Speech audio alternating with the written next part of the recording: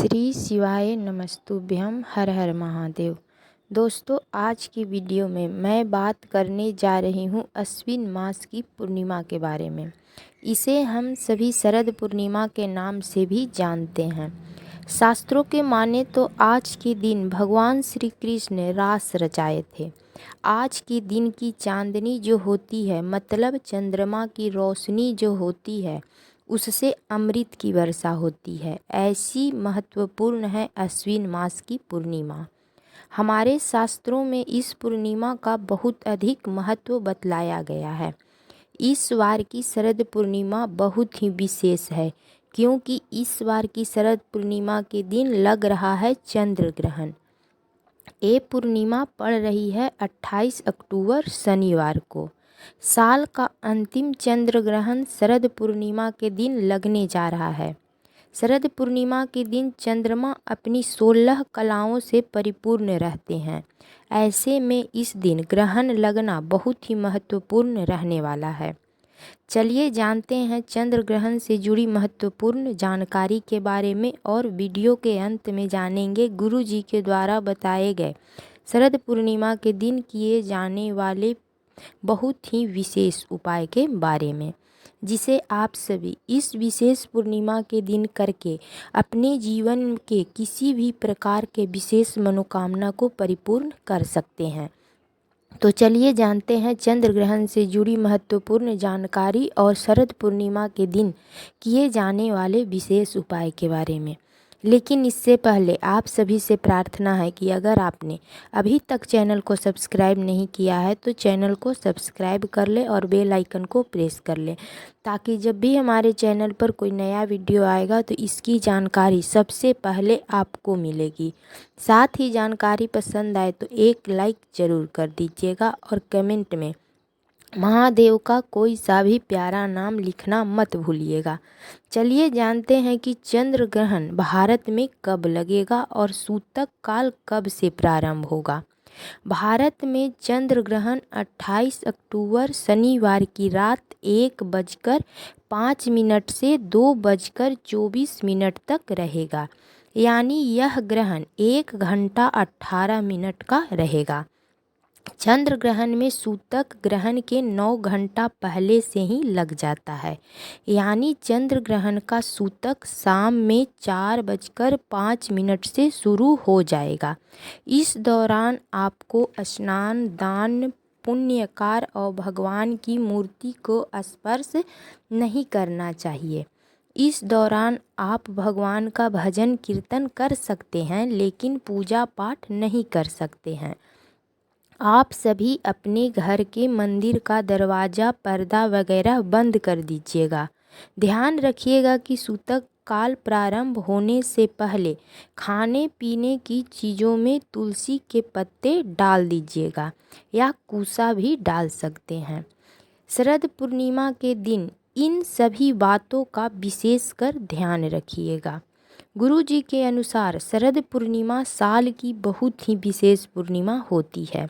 अगर आप इस दिन गुरु जी के द्वारा बताए गए ये विशेष उपाय कर लेते हैं तो आपकी बड़ी से बड़ी मनोकामना परिपूर्ण होती ही होती है।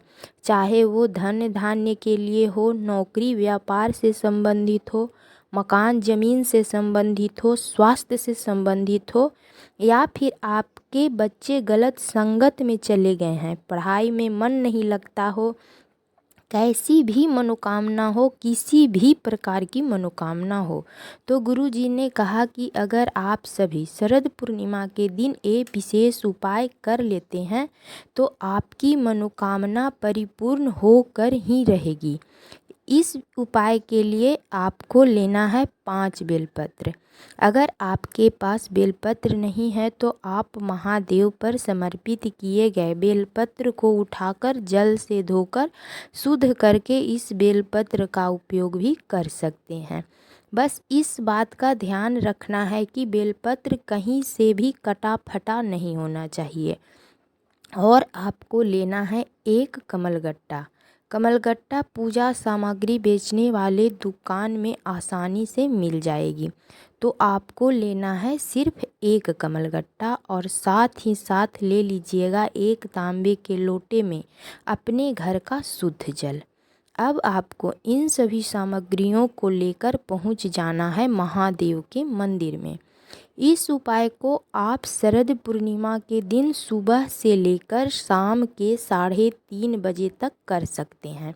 4 बजे के बाद आपको इस उपाय को नहीं करना है, क्योंकि इस दिन 4:05 से सूतक लग रहा है और सूतक में पूजा पाठ नहीं किया जाता है। तो आप लोग इस उपाय को शाम 4 बजे से पहले ही कर लीजिएगा। शिवालय पहुंचकर महादेव के शिवलिंग के समीप हमेशा की तरह उत्तर दिशा के तरफ मुख करके बैठ जाइएगा। इसके बाद आप जो 5 बेलपत्र लेकर गए हैं, इस बेलपत्र को जल वाले लोटे में डाल लीजिएगा और कमलगट्टा को भी जल वाले लोटे में डाल दीजिएगा। इसके बाद लोटा को उठाकर महादेव के शिवलिंग के ऊपर जल को धीरे धीरे चंद्रेश्वर महादेव का स्मरण करते हुए समर्पित कर दीजिएगा। फिर बेलपत्र को लोटे में से निकालकर एक एक करके महादेव के शिवलिंग के ऊपर समर्पित कर दीजिएगा। बेलपत्र समर्पित करते समय लगातार श्री शिवाय नमस्तुभ्यम मंत्र का उच्चारण करते रहिएगा। और अगर लोटे में कमलगट्टा रह गया है तो कमलगट्टा को लोटा से निकालकर महादेव के शिवलिंग के ऊपर समर्पित कर दीजिएगा। फिर वहीं शिवलिंग के पास ही बैठकर हाथ जोड़कर चंद्रेश्वर महादेव से जिस मनोकामना के लिए आप ये उपाय कर रहे हैं, उस मनोकामना को पूर्ण करने के लिए प्रार्थना कर लीजिएगा। फिर आप वापस अपने घर आ जाइएगा। गुरुजी ने कहा कि अगर आप ये विशेष उपाय शरद पूर्णिमा के दिन कर लेते हैं तो चंद्रेश्वर महादेव की कृपा से आपकी बड़ी से बड़ी मनोकामना भी बहुत जल्द ही परिपूर्ण होगी। तो ये थी गुरुजी के द्वारा बताए गए शरद पूर्णिमा के दिन किए जाने वाले विशेष उपाय। कोशिश की हूँ अच्छे से समझाने की, फिर भी अगर कुछ समझ में ना आए तो कमेंट में पूछ सकते हैं। अगर आपको जानकारी पसंद आई हो तो एक लाइक ज़रूर कर दीजिएगा और चैनल को सब्सक्राइब कर लें। मिलती हूँ फिर एक नई जानकारी के साथ। श्री शिवाय नमस्तुभ्यम। हर हर महादेव।